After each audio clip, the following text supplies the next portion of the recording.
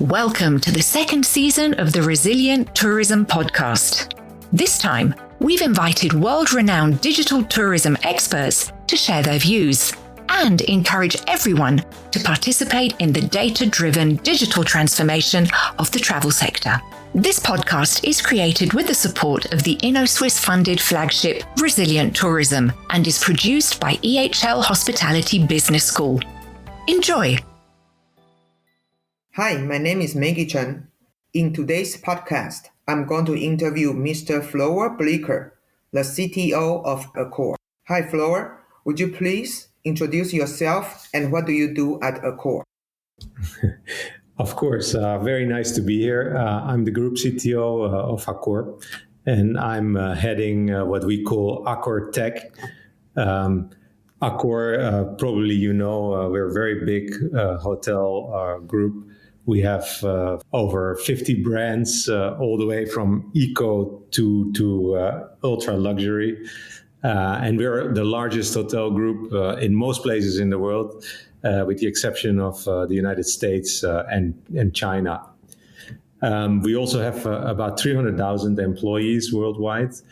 And as I said, I'm heading Accor Tech, and Accor Tech is about 1,500 people, amazing talent, and we look after the technology that we use in our hotels, as well as the infrastructure, the security, and any technology that is used in the corporate offices by the different departments. Very good.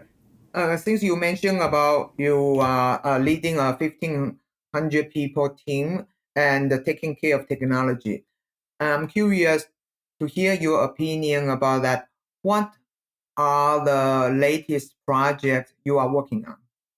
So we are in Accor, and it's very linked to what we do, in the middle of two large transformations. One is a technical transformation, and the other one is more of an organizational transformation. The technical transformation we call move to cloud. And that is kind of an all-encompassing name for the refresh of most of our technology. So we had data centers all over the world. We have about 50 of them, and one by one we're taking them and migrating whatever workload sits in these data centers to a public cloud. We're also implementing a property management system in the cloud. So every single hotel is moving its core operating system to the cloud so we can manage them centrally. And we're a lot more agile when it comes to rolling out new features, for example. And finally, it's what we call hotel in the cloud, which is the rest of the systems that sit in a hotel. And what we want to accomplish with that eventually is to open a hotel without any infrastructure, any footprint inside. The underlying objective that we have there is to open a hotel in a day, one day. Today, that takes quite some time, sometimes up to 90 days to get all the right systems in place, the hardware, the software. But by moving everything into the cloud and making it easy to access, putting a lot of self-service in place, we want to achieve opening a hotel in a day at some point. So that's the technical transformation. There's a lot going on there. But we also have an organizational transformation where we had quite a traditional organization that was siloed by region. We've put all these regions together, and we're now running a global organization that we call One Tech Team, where we have different departments with people that are sitting all over the world. We try to concentrate in three technology centers in three places. We have one in Paris that is our historical head office. We opened one in Bangkok earlier this year where we have moved a lot of positions. And we have one in Bangalore where we work with an outsourced partner, where we also have a lot of the heavy lifting that is done there. And then we have still people that need to be close to the hotels, being all over the world. But that transition is quite large. It's a very different way of working and a very different way of looking at things. So those are the two big items that we're working on today. Yeah, excellent, excellent. I want to follow up with what you say about your data, 50 data centers later during the interview. Sure. But before we go on with the official interview, we want to ask you, can you tell us something unexpected about you that make you proud? So I am. I'm kind of an open book, and maybe that's my Dutch heritage. People love me or hate me because I'm very direct and very transparent. So I don't think there's anything I can say here that will surprise anyone. But of course, I think like any father, I'm very proud of my family, and especially my daughter, who will be going to college next year. It's incredible how she's balancing her final year, and she's doing the international baccalaureate, which is very, very tough. And she wants to study musical theater. And I learned that it is probably one of the most difficult courses that you can get into. So she's applied to 28 colleges, and she needs to do auditions everywhere and interviews and essays. And she balances that somehow with a full-time singing and dancing course that she's doing, and all that while she's also just being a teenager. So I'm super proud of that, but it's nothing out of the ordinary and nothing people don't know about. Thank you for sharing that. So can we ask you, what is your definition of digital transformation in hospitality, and why is it important to Accor? So yeah, I think digital transformation is a little bit overused, and transformation is also a big statement for something that kind of evolves over time, especially in hospitality. There's no one thing that triggers a complete change in the way we do business. And maybe in other industries that happened. For example, I know in the music industry or in the taxi industry, when Airbnb came or when Spotify came to the market, it was a very different way of consuming music, listening to music, selling music or making money out of music. We didn't really have that in our industry. It's more a evolution, but it doesn't mean that we are not deploying technology to improve very much what we do. And I see kind of three areas where digital and technology play a vital role. The first one is in the guest experience. So our guests at home are used to everything being digital and everything being easy, and that expectations they're bringing to hotels. So there is a lot to do from a technology perspective to make that better. The check-in improvements, for example, is a good example. There's still too much unnecessary administration in hotels that we can avoid by deploying technology appropriately. The second one is the revenue. So we deploy technology to optimize our revenue, and we've done that very well in the past with revenue management and distribution. But with AI, for example, this is going to change significantly, and we need to continue to keep ourselves up to date. And that revenue optimization, it will become much more personal and therefore much more depending on very good CRM and artificial intelligence in the end. And the last one where I think we can really make an impact, or where we are making an impact, is to make our teams more efficient. So the back offices in hotels and in corporate offices in hotels are still quite inefficient, and there's a lot that we can do with automation and the automation of processes, for example, by deploying RPA, robotic process automation, to certain processes like night audit or consolidations. There's a lot that we can gain in efficiency there, and of course the time that we free up can be used for actual guest services. Excellent. And I want to follow up with another question. We know that Accor as a disruptive hotel chain. How are you leading the way on digital transformation? And especially what you mentioned about the three areas. And how do you work with your hotel brands, hotel owners, and the employees to basically bring in the new process? For example, you mentioned about automation. How do you make this happen? Yeah, sure. I think it starts with the expectations of the customers. I already mentioned that they're sky high, and it gets these expectations are higher and higher. If you want a car, you click a button. If you want some food, you click a button. If you need a yoga tissue, you click a button, and everything kind of goes automatically. And this is the kind of expectations that our guests take with them to the hotel. And I think many of them are disappointed by seeing what we have today. So the digital transformation from the guest perspective is really there, where we want to make it as easy for the guest as possible to interact with us, and not necessarily replace their experience with technology, but at least have technology help them have an easy interaction with us. But where we are a little bit different than the others are in that cloud strategy that is really aimed at opening a hotel in a day. As I said, it takes 90 days or up to 90 days today to open a hotel. We're drastically bringing that back, and it needs to become one day.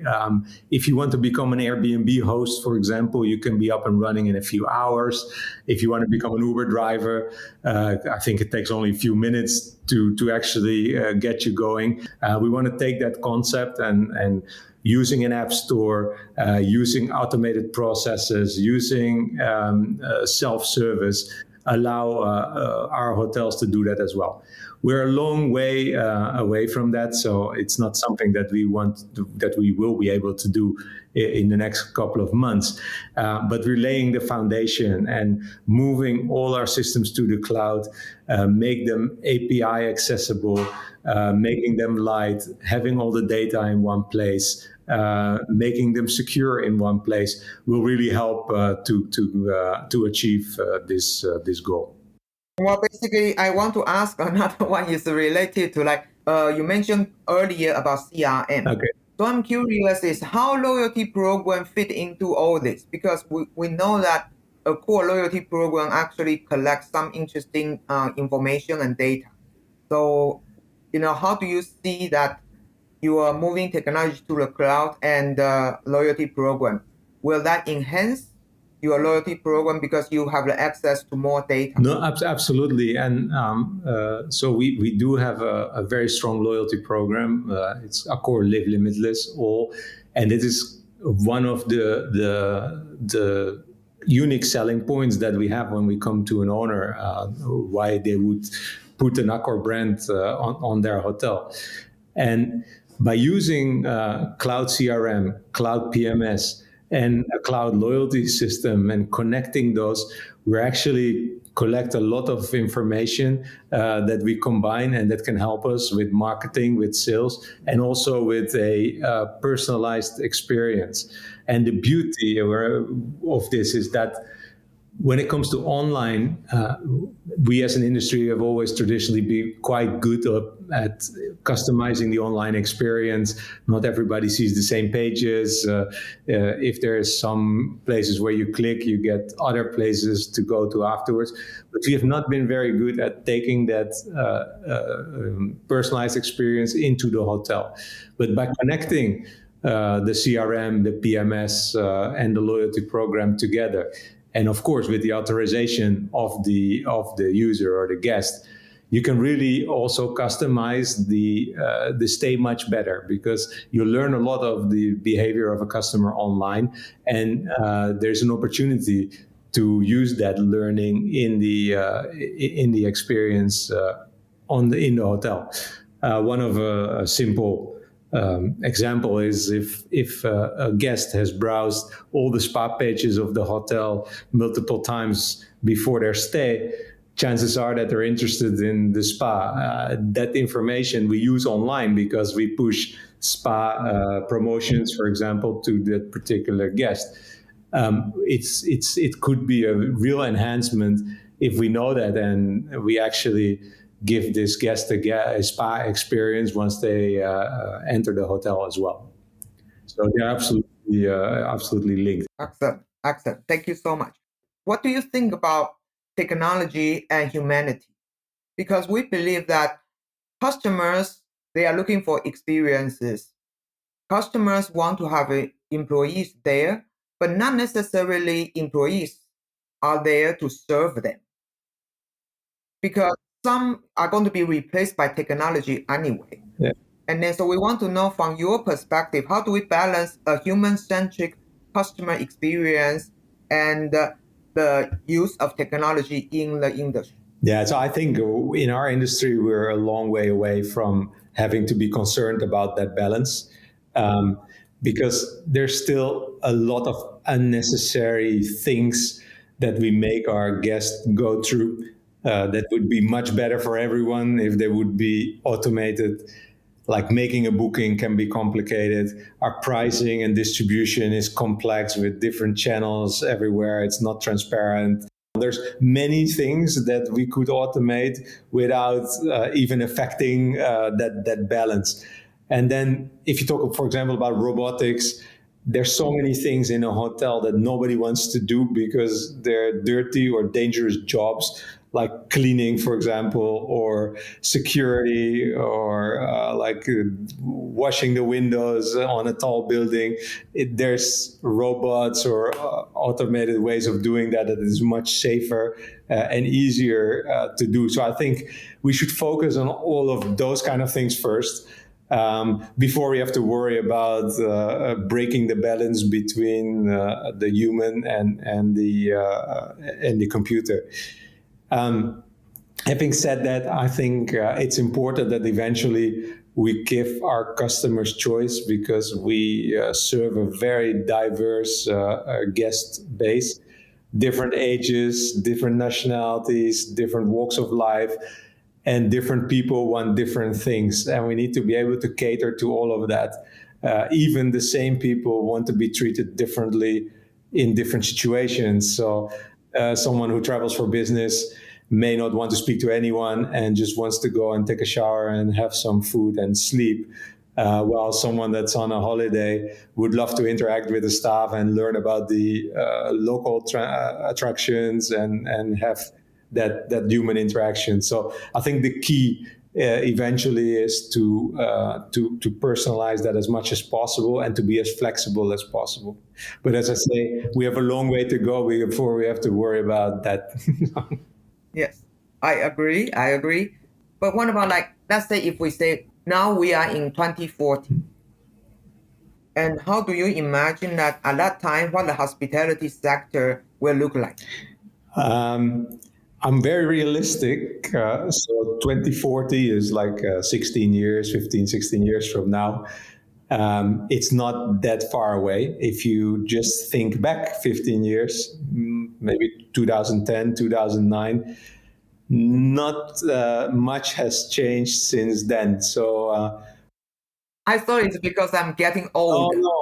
It's like, if you look at, for example, the last really big transformation or disruption that we had in the industry was when Booking.com and so on came on. But they already exist since 1996 or 1995. So that was well before the 2010. That was even 15 years before that.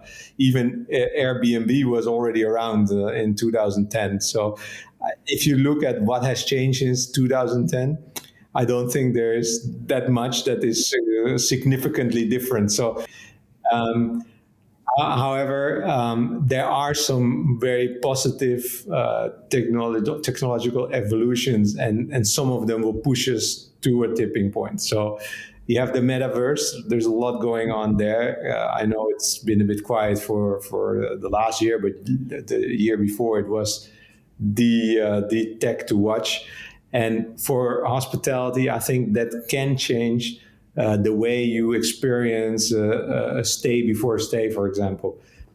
There is IoT. And IoT are like these sensors that you can put anywhere that can really help to personalize a hotel stay much better.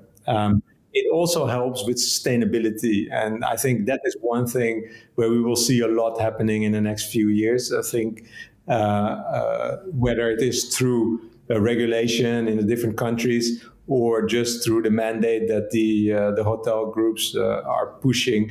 There's more to be done there. And for example, energy management in hotel rooms, I think are going to change a lot, where it's not the AC is always on, or it's always freezing in a hotel room, or the heating is always on, but it becomes much more sophisticated, that you still have the comfort that you used to, but much more when you need it and not when you don't need it, in order to save carbon footprint. Electronic vehicle chargers and solar energy and things like that, I think will become much more commonplace in the next 10 years. Robotics, we talked about. There will be a place for some sort of robotics in hotels. It will not be a fake human that takes you to your room, I think, in the next 15 years. But like cleaning robots, why not? There's a lot of opportunity there.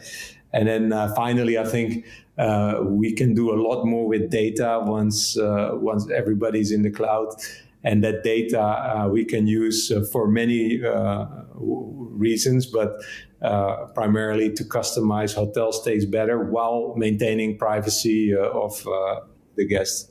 Very good. I'm curious to learn from you about how technology can increase our staff engagement. As you know, that labor shortage is a huge problem. Yeah, so I think it's not even helping us. I think technology is the staff engagement of today, and that has really changed since COVID.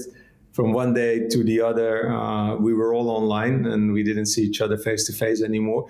So the tools that we have rapidly developed back then and put into place, they stayed, and that is now our primary way of working together and engaging the teams. I explained in the beginning that we've completely globalized our workforce with tech centers in Bangalore, Paris, and Bangkok, and in many other places around the world. And these people all work hand in hand on the same projects, having the same culture, having the same objectives for the years. And we have achieve that by really change the way we work. First of all, you go from offline to online collaboration, but that was moving the meeting that you had face to face to the meeting online. The next step was to help them to work asynchronously, because people sit in different time zones.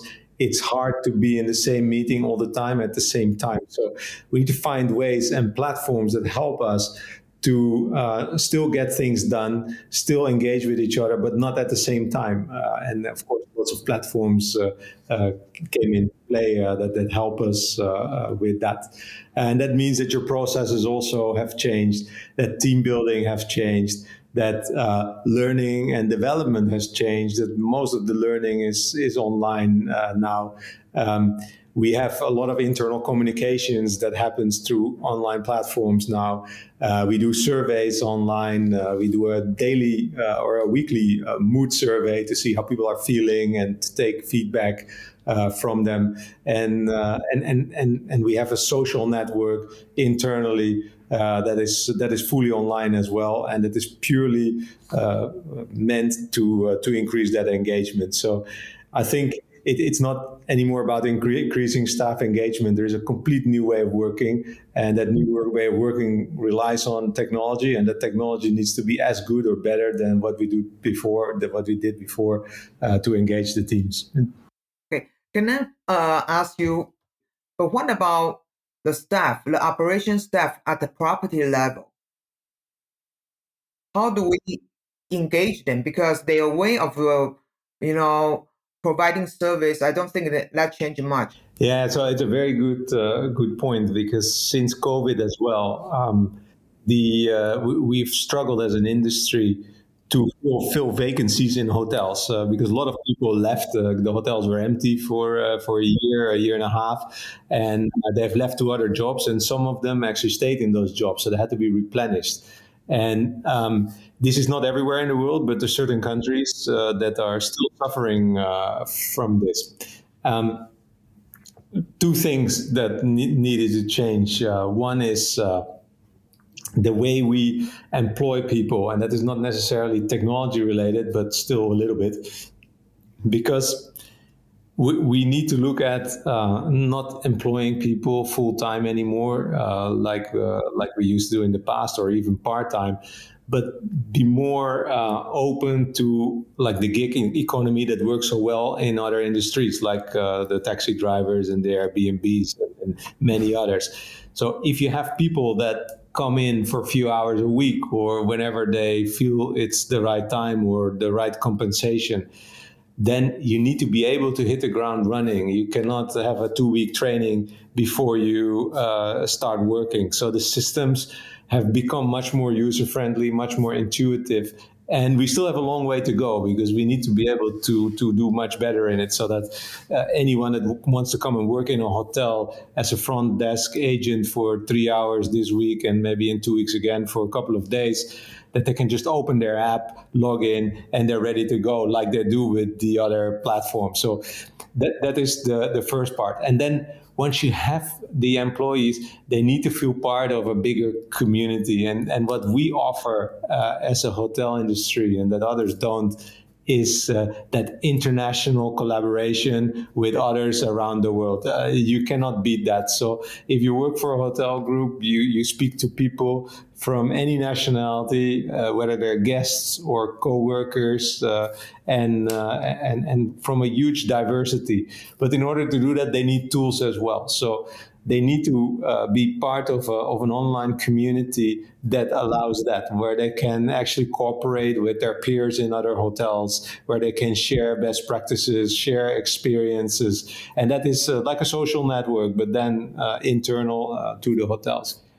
Training is super important. So the systems need to be intuitive, but there's certain things that you cannot really be driven by the platform itself. And there you need things like customer service training, like how do you deal with an angry guest?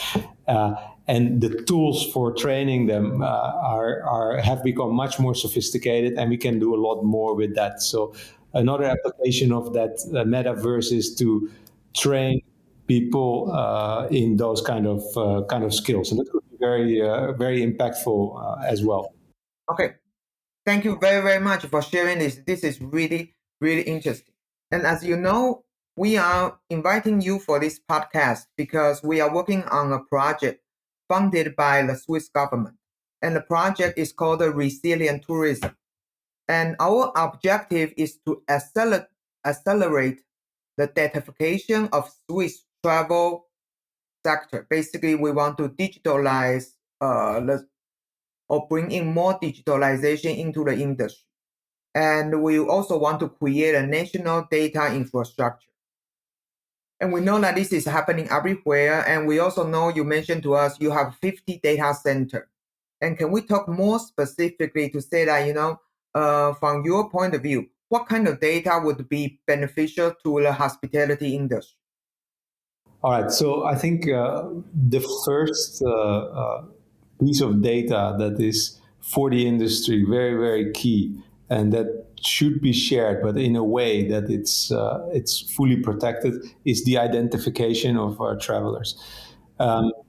We're working on a number of projects with governments in Singapore, in the UAE here, where we try to get a seamless experience by relying on the identification that is done in the airport, for example. So people in the airport, they're trained to do proper identification. The right tools are in the airport to do that, the right technology. They have access to the right databases to verify the identification. We don't have that in hotels yet. Every hotel you go to, you're asked to identify yourself, often with a passport, a copy, and it's just that hinders the guest experience. So the identification is very important. Now, attached to that identity sits also your personal preferences, for example, and that could make your stay very comfortable. If you are somewhere where you want them to know what newspaper you read or what your favorite sports is, the hotel should know that. And if you stay in Accor hotel one day and then in a Hilton hotel the next day, you really don't want to explain them the same thing again. The kind of solution to that is this decentralized identification or self-sovereign identity, where the identity is owned by the person themselves. It's checked by a real authority, like an airport, for example, and then you as the traveler should be able to decide what part of your identity you provide to a hotel. And it could be that you have some medical data in there. If you go to a spa, maybe some allergies that you want to let the restaurant know, but not necessarily you want to let everybody know about everything. And if you can keep that in your own control and it's self-managed but verified by an authority, it could help very much. So Exactly. And then the next question is, we briefly mentioned about sustainability. And can you share with us, how can technology help our industry to build a more sustainable future? yeah, it's a very, very hot topic. Accor was one of the first groups that made a real strong commitment to sustainability. It was years ago that we committed to our carbon goals. And technology is very, very key in achieving those objectives. So the reduction of our carbon footprint. And we do that in kind of four areas. The first one is measurement. So we allow hotels and our other businesses to measure the carbon footprint. If we don't know how much how much footprint we're creating, it's very difficult to measure how successful we are in reducing it. So there's systems in place that can help you to measure, but that's kind of just the basic. It doesn't help you in the end to really reduce. It just helps you to know what you're reducing. The second one is green technology. So this is our own kitchen. For example, within Accor, we have something like 30,000 servers, or we had before we moved to cloud. Those servers, they create a massive footprint. They consume a lot of energy. By moving those to the cloud, you save 80% on the carbon footprint. And this is logical because you go from a private environment to a shared environment. And it's the same as using a private car versus using a bus. So the bus uses about the same energy as the car, but it holds a lot more people than the car. And it's the same with cloud technology. This is really key that we continue to do that. And then it's for our hotels. We provide tools to the hotels to reduce their footprint. And a big one that we're rolling out is a smart thermostat. So that's an IoT device that actually measures how many people are in a room, whether there's a staff member in the room or not, whether the room is checked in or checked out, what is the temperature outside. And it uses all that data to put the right temperature in the room, because the biggest consumer of a room in energy is either the heating or the air conditioning. And this can actually reduce the footprint of hotel rooms, just a room, by 40%. And then there's more like that, but this is the main one that we do. And the fourth way to do it is to provide support to hotel guests in the booking process. So ratings and badging of green badges, where the guests can actually select a hotel that has a high rating on the sustainability scale, and we provide that as well. Very good, very useful. So now we are coming to the end of our interview. We are curious to know that if is there any recommendation you would like to share with our audience? What would you tell hotel managers listening to this podcast? So this is for the non-IT people. So these are the hotel general managers and maybe some corporate people. Please listen to your IT team. It's very important. Technology is going to make our lives better and will eventually keep us in business. but changing technology is not easy and it's not quick. So it requires a lot of your patience and it will require investment. But if you trust your IT teams to do the right thing, I can guarantee you it will all be worth it at the end. Then can I ask you advice for the IT teams? For example, how do you help the IT teams to change other people's mindset? Yeah, so for the IT teams, it's really more that we need to make the shift from being technical, deep technical people that understand networks and security and applications to becoming more managers of services, because we're not building our own technology often. It's more about what technology we buy, how we implement that technology, how we deploy it, how we convince others in that process. So it's super key that, of course, your technical skills, keep them up to date, but it's very key that you develop your communication skills, your interpersonal skills, your commercial skills, and your project management skills.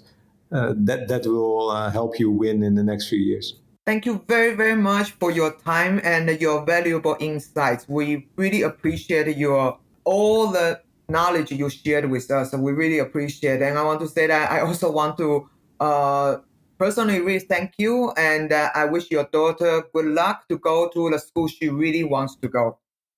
Thank you very much. It was really great to be here. Thank you for listening to this episode.